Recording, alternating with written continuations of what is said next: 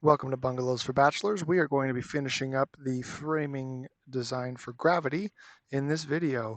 We've got left to think about the fact that this is a tall wall in the front here because it's taller than 10 feet at the peak. We figured out it was 13 feet at the peak. And there are no other tall walls in this building, but this is one. So we ought to know, what the studs should be. We're not going to go crazy in terms of the design. That's more of a wind design thing.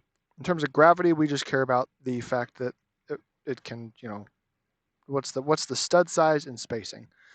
We know we needed to make it a 2x6 wall so that we could fit this post in here, but I want to know how many studs and what on center I need to do this. So how are we going to do that? Well, we're going to basically take the worst case scenario, the 13 feet. We're going to design stud height for that in Forte, and then we're going to just apply that to the whole wall. And it's going to be a little over designed, but that is just kind of the way it goes. So we're going to switch over to here, create a new stud, wall stud, front wall. We've got to deal with interior gypsum board finish. Height of the wall, we'll go 13 feet.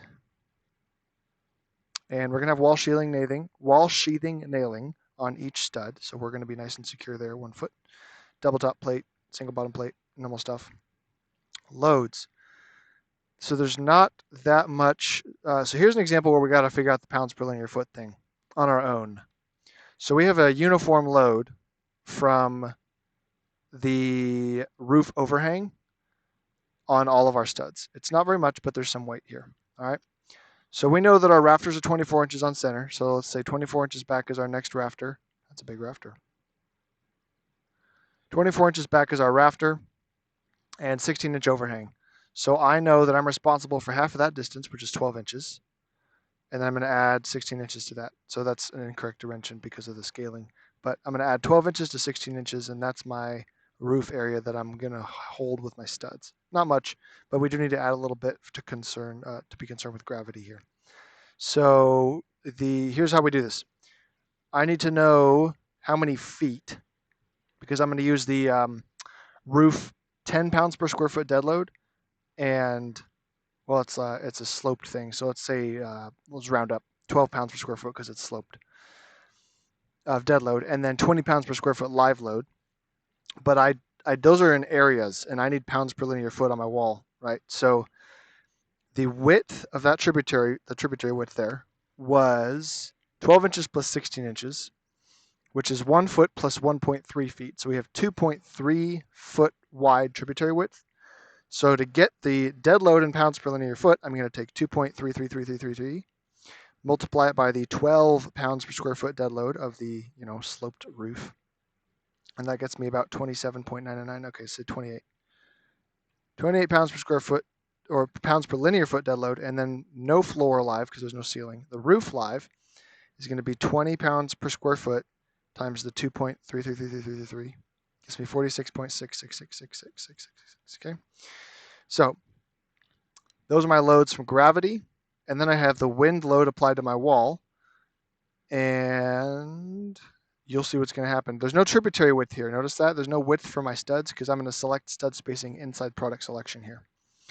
Go to my commodity lumber studs, 2x Southern Pine number 2, 2x6s. Let's try the farthest apart you could do it would be 24 inches on center. Let's try 1 ply. So there's 1 stud per stud. You don't want to double your studs. It'd be kind of funny. Okay, what are results like? Looks like they're pretty good. So we're not going to, the slenderness, the height versus the skinniness is fine geometrically. We're not going to compress it. We're not going to make it fail there. We're not going to make it fail where it lands on the bottom plate. We're not going to fail in shear. We're not going to break the stud in moment because the wind's blowing on the wall and bending the studs in. And our deflection in the middle is 0.39, so we're still stiffer than our L over 180 limit from the code. We're L over 393, so we're good there. And the bending and compression, this is the buckling failure, is at 49%. So we're still good. So I know that I put these studs 24 inches on center, and I will be a happy clam. I know the wind will not be a problem based on the location that I put into Forte Web. You got to remember that's the location.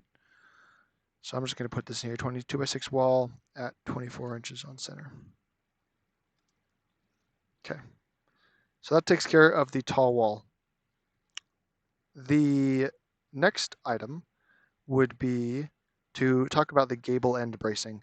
So this is a gable end, but it's a tall wall. So when the wind blows on the front of it, the wind load's taken all the way to the top plates at the roof, all the way to the bottom plates at the foundation. There's no breaks, so I don't need to support anything in there. The studs have been designed for that. On the back of the house, when the wind blows on the back of the house in this direction, I need to make sure that I'm not really concerned with the patio because that's exposed and open and not a big deal. But now I've got this gable end over here, and I'm going to draw a section of this. So if the wind's blowing this way, I have wall to ceiling, and then I have attic. Again, I'm concerned with it pivoting right here and breaking. It'll bend in and look like that. Nope. It'll bend in and look like that. We don't want that. So we need to stiffen this joint right here and keep it from moving. How do we do that? We add blocking in between each ceiling joist, and we're trying to do this about 6 feet on center.